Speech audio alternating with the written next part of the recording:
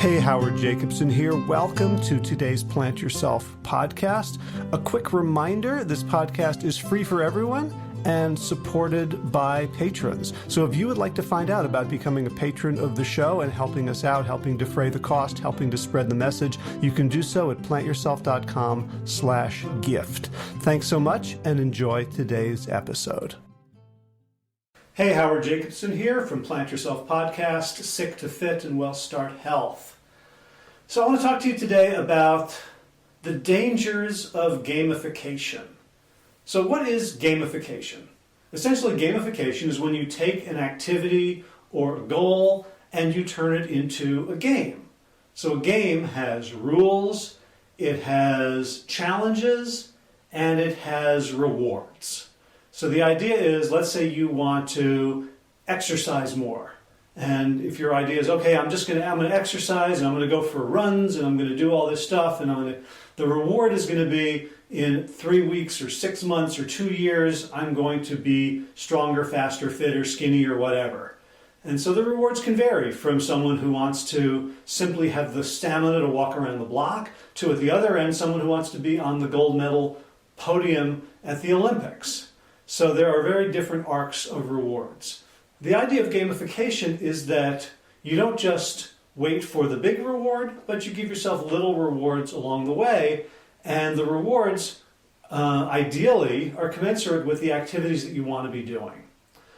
So it sounds like a really good thing, and there's some initial evidence that gamification can really motivate people. So like nursing homes would have, walk the Himalayas, or climb Mount Everest, or walk from New York to Los Angeles, where you could do virtual walks just by going on a treadmill or around the building or around the block, and you could see your progress, and you could work as a team and play against other teams, and so increase the competitive spirit, and it really can get people moving. There's a fantastic episode of the U.S.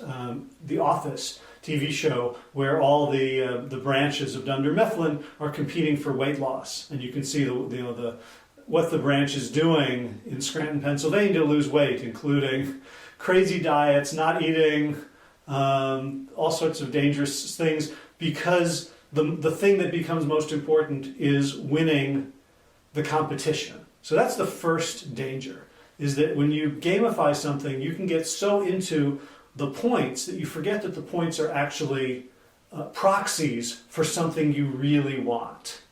So in professional sports, we see this where kids start playing sports because they love the game and they love the competition and they love the camaraderie and the feeling and the practice and the getting better. And then they become professional, and it's all about what are your stats and how much money you're making and how famous you are and what kind of endorsements you can get. And the joy goes out of it, and they can start taking steroids that damage their bodies or cheating in other ways. You can see that the system of counting takes over. So I had this experience when I went on Strava. Strava is a fantastic app. It's a social network for athletes, specifically for runners, cyclists, swimmers, sort of triathlete types, where you can post your workouts to other athletes, and it's a great way to kind of keep people accountable and keep yourself accountable. So if you say, hey, I'm training for a marathon, and then people see on Strava that you're just walking it in or you're doing it every 2 days, they can call you out and say, hey, and I got on Strava because of Josh Lajani, who told me about it, and I really enjoyed seeing my numbers rack up. And then when I was part of groups, the Big Change Running Club, which is now the Sick to Fit Running Club, and then I joined Missing Chins, and I wanted to be a leader. I wanted to show people, like, look, here, I'm really doing the work. I'm not just faking the funk. I'm putting in the miles. I'm putting in the effort. And the trouble was, at a certain point, I started getting injured. And I refused to back down on the miles and on the frequency of the runs, because now the numbers were more important to me. My ego was wrapped up in them. My self-identity and my identity as someone who was a leader and someone who helped others was now wrapped up in this gamification, in showing people the points, when the best thing to have done would have been no more running, get it checked out, do rehab, and then walk. And be okay with a 60-minute walk that only goes 2.5 miles. that would have been mature. And it took me a long time to get to that place. And guess what? Once I did get to that place, nobody cared. Nobody paid nearly as much attention to my numbers as I thought they were. So that's one big danger of gamification, is that the points become more important than the thing itself, and they can diverge so that we can be chasing points as opposed to the health or the fitness or the results that we want. It reminds me of something that I was told when I decided to become a teacher. And someone told me, when you're working with, this was, I was going to be doing college teaching. And someone said, you're going to have two different kinds of students. You're going to have students who want to learn and students who want A's. And they're rarely the same student.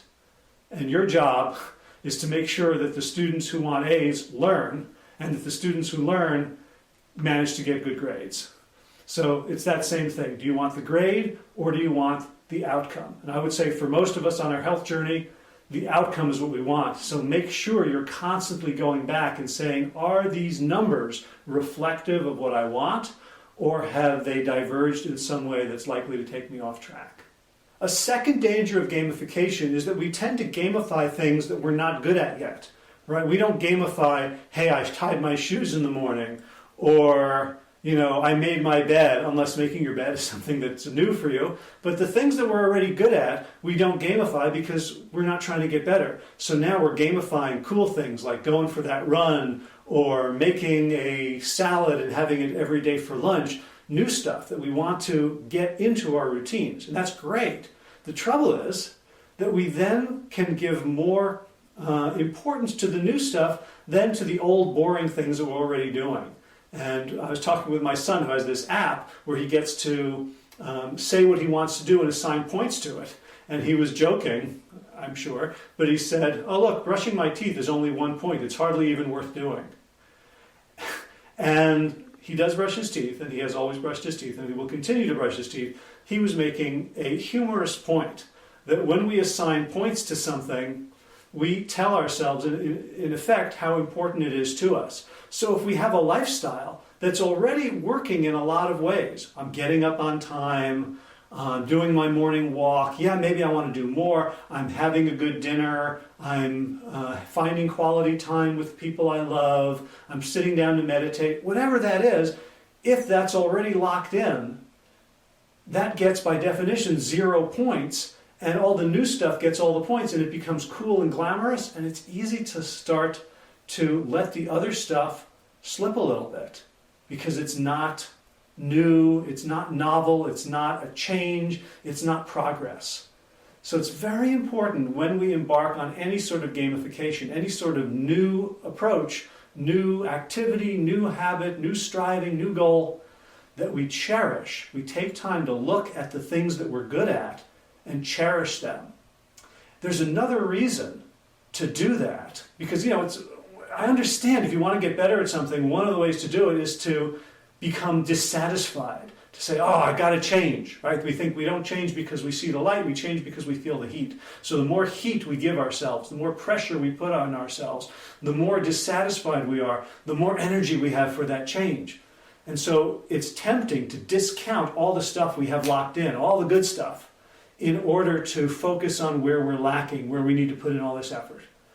The cost of neglecting all the old stuff that we're good at is not just that we're likely to let go of it, we're in danger of letting go of it because it's not bright and shiny and new, but also we lose a lot of intel. Because if we want to know how to get good at making a salad for lunch, we might look at what's our recipe for brushing our teeth. Why do we do that every day? Why do I shave every day, even though the front doesn't look like it? Why do I douse with a cold water bucket every morning? What is the recipe? What are the elements that allow me, that work for me to create a new habit? And I'm not going to get that by looking at someone else. I'm not going to get that from a podcast. I'm not going to get that off the shelf. I'm going to have to grow that. And the best place to figure out what my unique recipe is to look at the things that I'm doing well, appreciate them, and do a little bit of an assessment on them. So really bring those to the light. All that said, if you want to gamify, it's a great way to get started. but make sure that the game doesn't become more important than the goal. And the ideal is to take your goal, make sure it's a positive goal, and not just I want to not be sick or I want to not be fat, but a goal that involves something that means something to you. I want to climb this mountain. I want to go on this trip. I want to run a mile in under 15 minutes. Some positive goal, and use that as the thing that you're gamifying. So now, week to week, you're going to look at, if my goal is a 15-minute mile, I'm not just going to look at what's my number today, but also what's my trajectory and how do I feel?